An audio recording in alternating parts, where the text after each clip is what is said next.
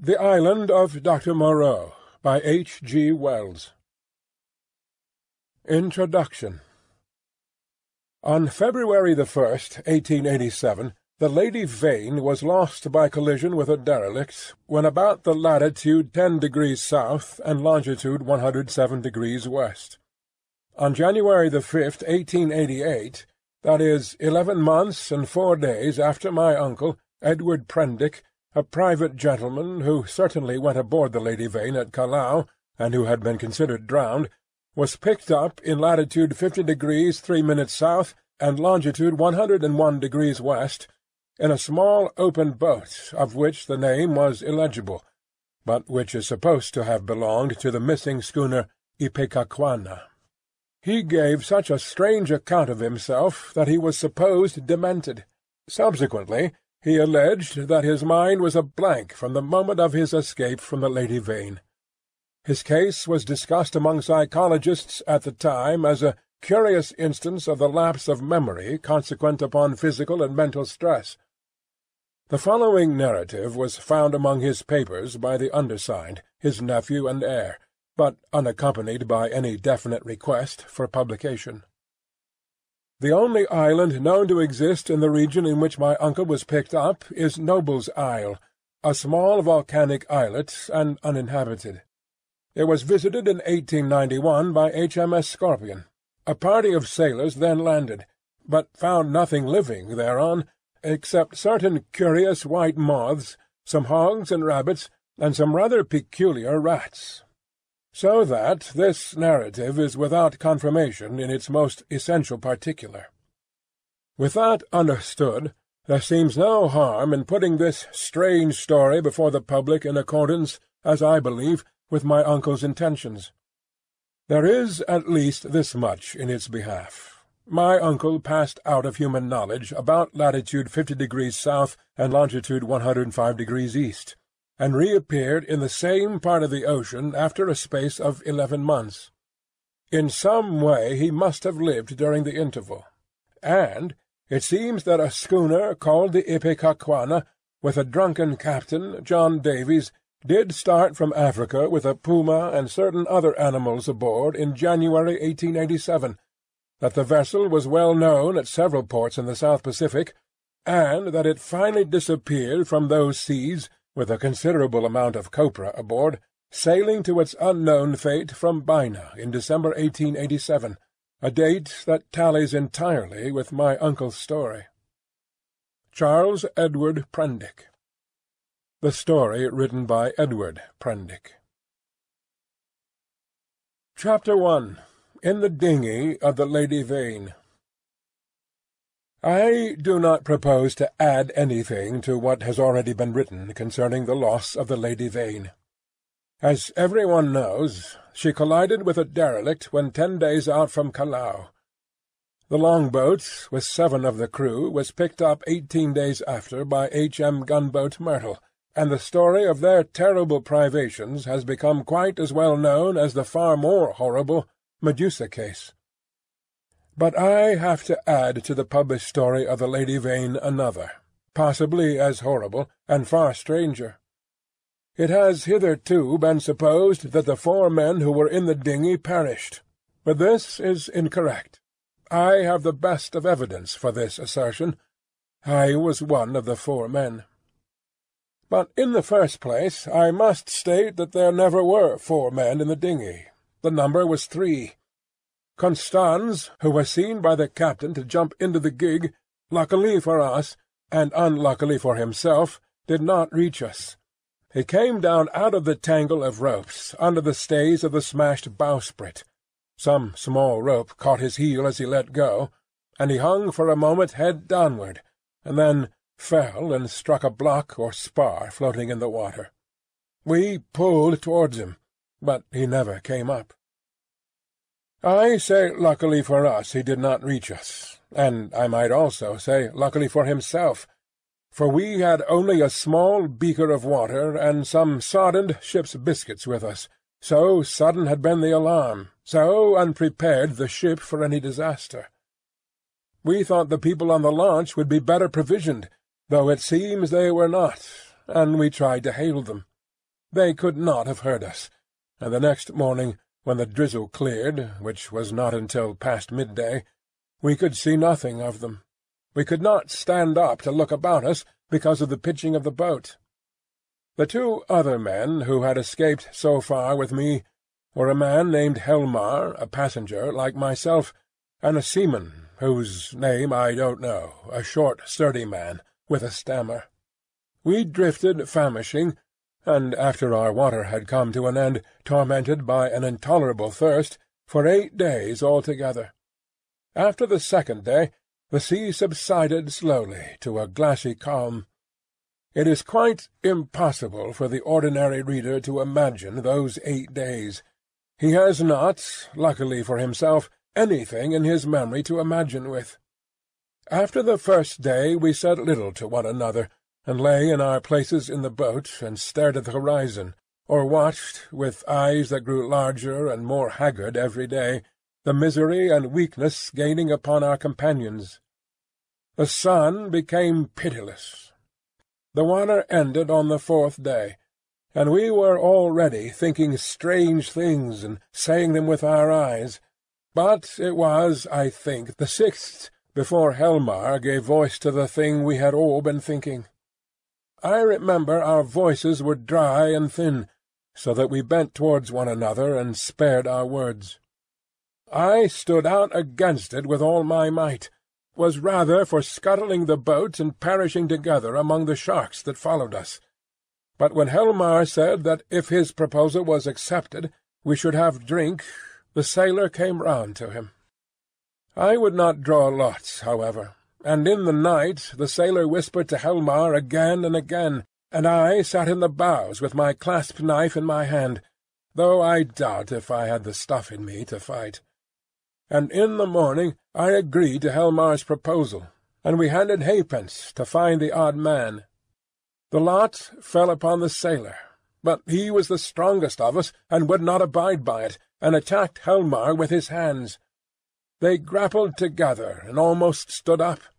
I crawled along the boat to them, intending to help Helmar by grasping the sailor's leg. But the sailor stumbled with the swaying of the boat, and the two fell upon the gunwale and rolled overboard together. They sank like stones. I remember laughing at that, and wondering why I laughed. The laugh caught me suddenly, like a thing from without.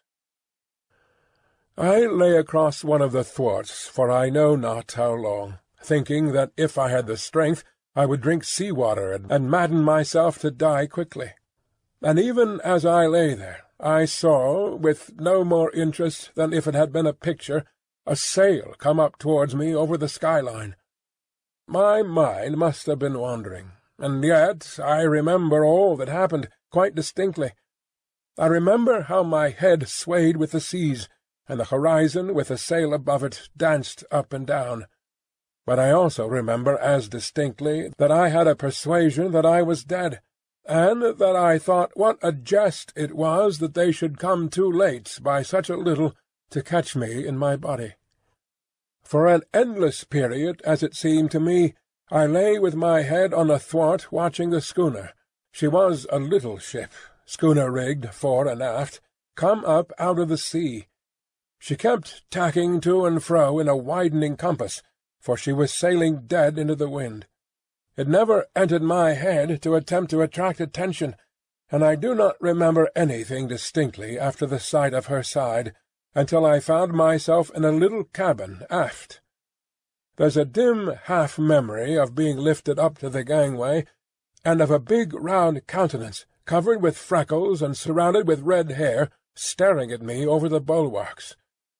I also had a discontented impression of a dark face, with extraordinary eyes close to mine. But that, I thought, was a nightmare, until I met it again. I fancy I recollect some stuff being poured in between my teeth, and that is all. Chapter 2. The Man Who Was Going Nowhere.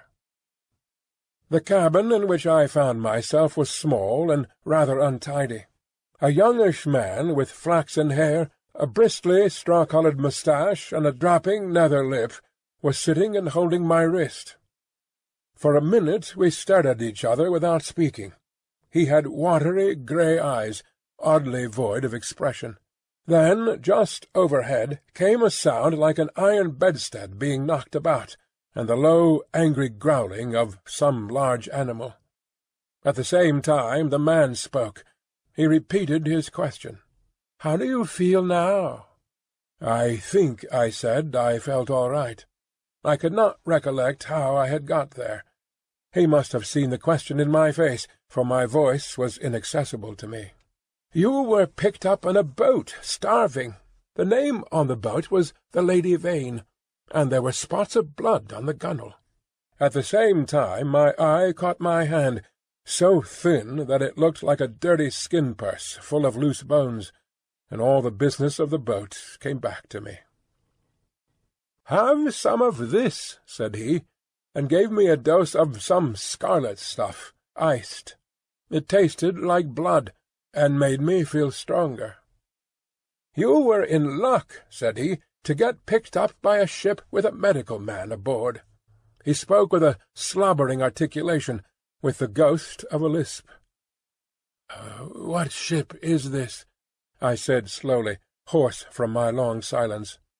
"It's a little trader from Africa and Callao. I never asked where she came from in the beginning. Out of the land of born fools, I guess. I'm a passenger myself, from Africa. The silly ass who owns her, he's captain too, named Davies. He's lost his certificate or something. You know the kind of man. Calls the thing the Ipecacuanha, of all silly infernal names. Though when there's much of a sea without any wind, she certainly acts accordingly." Then the noise overhead began again, a snarling growl and the voice of a human being together, telling some heaven-forsaken idiot to desist. "You were nearly dead," said my interlocutor. "It is a very near thing indeed. But I've put some stuff into you now. Notice your arms sore? Injections. You've been insensible for nearly 30 hours." I thought slowly. I was distracted now by the yelping of a number of dogs. "Am I eligible for solid food?" I asked. "Thanks to me," he said. "Even now the mutton is boiling." "Yes," I said with assurance, "I could eat some mutton." "But," said he with a momentary hesitation, "you know, I'm dying to hear of how you came to be alone in that boat. Damn that howling!" I thought I detected a certain suspicion in his eyes. He suddenly left the cabin, and I heard him in violent controversy with someone, who seemed to me to talk gibberish in response to him.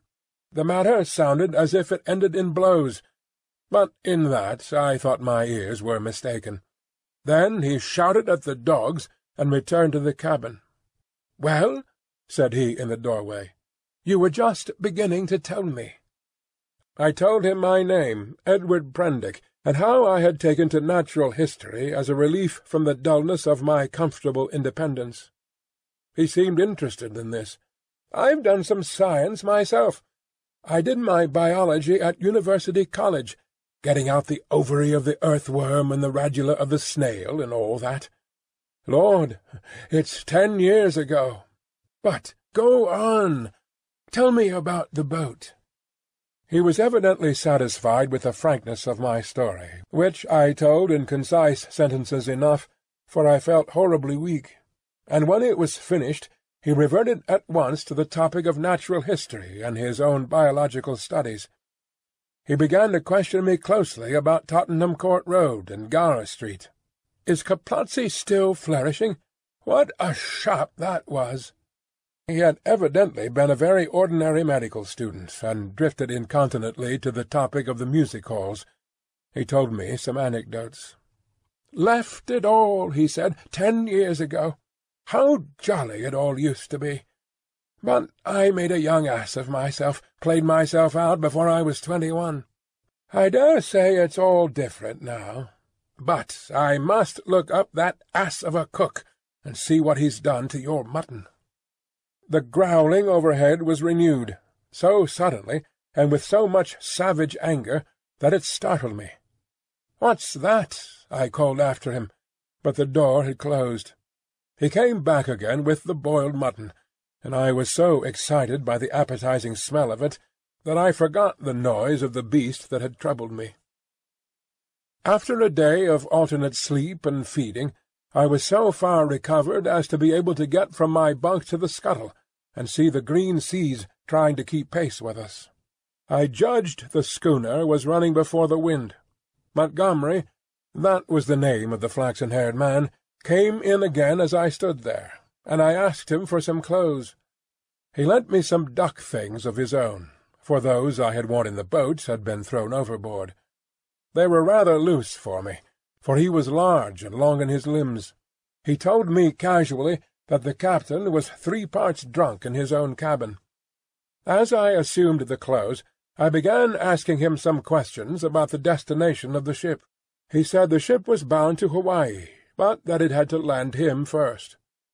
"Where?" said I. "It's an island where I live. So far as I know, it hasn't got a name." He stared at me with his nether lip dropping, and looked so wilfully stupid of a sudden that it came into my head that he desired to avoid my question. I had the discretion to ask no more. Chapter 3. The Strange Face. We left the cabin, and found a man at the companion obstructing our way. He was standing on the ladder with his back to us, peering over the combing of the hatchway. He was, I could see, a misshapen man, short, broad, and clumsy, with a crooked back, a hairy neck, and a head sunk between his shoulders. He was dressed in dark blue serge, and had peculiarly thick, coarse black hair. I heard the unseen dogs growl furiously, and forthwith he ducked back, coming into contact with the hand I put out to fend him off from myself. He turned with animal swiftness. In some indefinable way the black face thus flashed upon me shocked me profoundly. It was a singularly deformed one. The facial part projected, forming something dimly suggestive of a muzzle, and the huge half-open mouth showed as big white teeth as I had ever seen in a human mouth. His eyes were bloodshot at the edges, with scarcely a rim of white round the hazel pupils. There was a curious glow of excitement in his face. "Confound you!" said Montgomery. "Why the devil don't you get out of the way?" The black-faced man started aside without a word. I went on up the companion, staring at him instinctively as I did so. Montgomery stayed at the foot for a moment. "You have no business here, you know," he said in a deliberate tone. "Your place is forward." The black-faced man cowered. "They won't have me forward." He spoke slowly, with a queer, hoarse quality in his voice. "Won't have you forward," said Montgomery in a menacing voice. "But I tell you to go." He was on the brink of saying something further, then looked up at me suddenly, and followed me up the ladder. I had paused half-way through the hatchway, looking back, still astonished beyond measure at the grotesque ugliness of the black-faced creature. I had never beheld such a repulsive and extraordinary face before. And yet, if the contradiction is credible, I experienced at the same time an odd feeling that in some way I had already encountered exactly the features and gestures that now amazed me. Afterwards it occurred to me that probably I had seen him as I was lifted aboard, and yet that scarcely satisfied my suspicion of a previous acquaintance. Yet how one could have set eyes on so singular a face, and yet have forgotten the precise occasion, passed my imagination. Montgomery's movements to follow me released my attention, and I turned and looked about me at the flush deck of the little schooner. I was already half prepared by the sounds I had heard for what I saw. Certainly I never beheld a deck so dirty. It was littered with scraps of carrot, shreds of green stuff, and indescribable filth. Fastened by chains to the main mast were a number of grisly staghounds, who now began leaping and barking at me. and by the mizzen a huge puma was cramped in a little iron cage far too small even to give it turning room.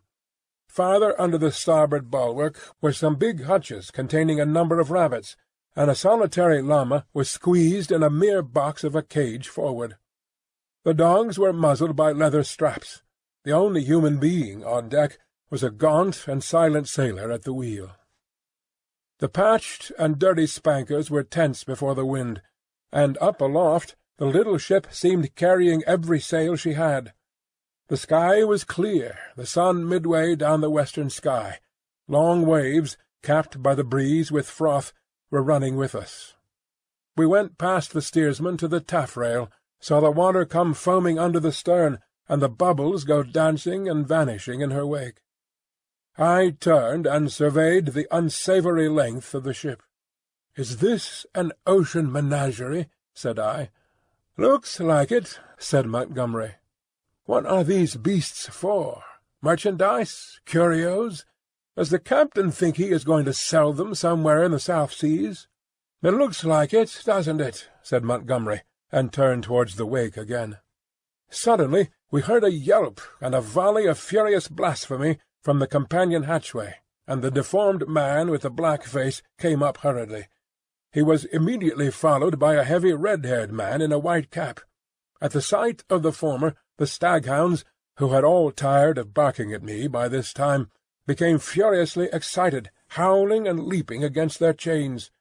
The black hesitated before them, and this gave the red-haired man time to come up with him and deliver a tremendous blow between the shoulder-blades. The poor devil went down like a felled ox, and rolled in the dirt among the furiously excited dogs. It was lucky for him that they were muzzled. The red-haired man gave a yelp of exultation, and stood staggering, and, as it seemed to me, in serious danger of either going backwards down the companion hatchway or forwards upon his victim. So soon as the second man had appeared, Montgomery had started forward. "Steady on there!" he cried, in a tone of remonstrance. A couple of sailors appeared on the forecastle. The black-faced man, howling in a singular voice, rolled about under the feet of the dogs. No one attempted to help him. The brutes did their best to worry him, butting their muzzles at him. There was a quick dance of their little grey-figured bodies over the clumsy prostrate figure. The sailors forward shouted, as though it was admirable sport. Montgomery gave an angry exclamation and went striding down the deck, and I followed him. The black-faced man scrambled up and staggered forward, going and leaning over the bulwark by the main shrouds, where he remained, panting and glaring over his shoulder at the dogs. The red-haired man laughed a satisfied laugh. "Look here, Captain," said Montgomery, with his lisp a little accentuated, gripping the elbows of the red-haired man, "this won't do." I stood behind Montgomery. The captain came half round and regarded him with the dull and solemn eyes of a drunken man. "What won't do?" he said, and added, after looking sleepily into Montgomery's face for a minute, "Blasted sawbones!" With a sudden movement he shook his arms free, and after 2 ineffectual attempts stuck his freckled fists into his side pockets. "That man's a passenger," said Montgomery. "I'd advise you to keep your hands off him." "Go to hell," said the captain loudly. He suddenly turned and staggered towards the side. "Do what I like on my own ship," he said. I think Montgomery might have left him then, seeing the brute was drunk. But he only turned a shade paler and followed the captain to the bulwarks. "Look you here, Captain," he said. "That man of mine is not to be ill-treated. He has been hazed ever since he came aboard." For a minute alcoholic fumes kept the captain speechless. "Blasted sawbones!" was all he considered necessary. I could see that Montgomery had one of those slow, pertinacious tempers that will warm day after day to a white heat, and never again cool to forgiveness. And I saw, too, that this quarrel had been some time growing. "The man's drunk," said I, perhaps officiously. "You'll do no good." Montgomery gave an ugly twist to his dropping lip. "He's always drunk. Do you think that excuses his assaulting his passengers?"